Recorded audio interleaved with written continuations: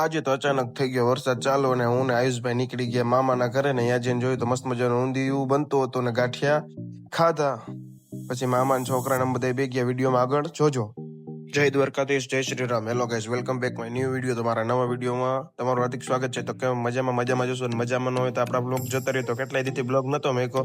તો આજે આપણે વહી ગયા આપણા મામાના ઘરે ને મામાના ઘરે જઈને જોયું તો મસ્ત મજાનો વરસાદ ચાલુ હતો ને અહીંયા હતો તાવો. તો મસ્ત મજાની ચાપડી બની રહી હતી ને આ બાજુ વરસાદ ચાલુ હતો તો મામાની ઊભા હતા.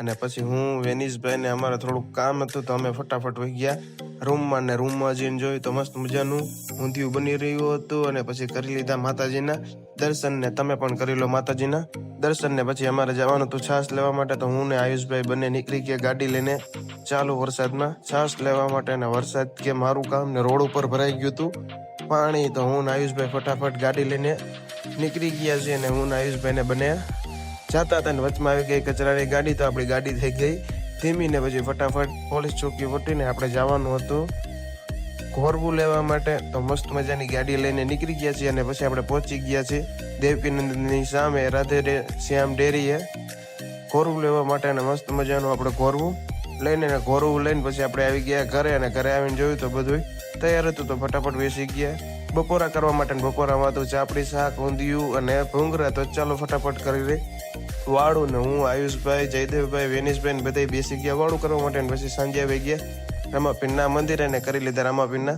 દર્શન. અને દર્શન કરીને પછી આપણે આવી ગયા પાછા મામાના ઘરે. તો મામાના ઘરે જઈને જોયું તો મસ્ત મજાના ગાંઠિયા જલેબી રોટલી ભાખરી. તો ચાલો ફટાફટ કરી લઈ વાળું. તો મળીએ નેક્સ્ટ વિડીયોમાં. જય દ્વારકાધીશ, જય શ્રી રામ. વિડીયો કેવો લાગ્યો એ કોમેન્ટમાં જણાવતા જઈજો.